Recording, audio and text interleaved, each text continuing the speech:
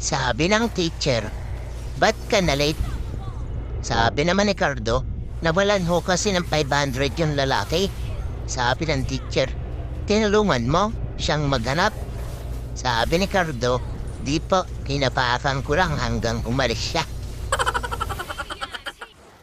Sabi ni Juan, bakit may tali ka sa paa? Sabi naman ni Pedro, gusto ko nang mamatay, magbibigti ako. Sabi naman ni Juan, bakit sa paa? Dapat sa leg. Sabi naman ni Pedro, sinubukan ko na sa leg kanina. Di ako makahinga. Anong pagkain ang nakakagulat? Edi sabaw at kanin. Ha? Bakit? Surprise! Kakakwento ko, victory na pala.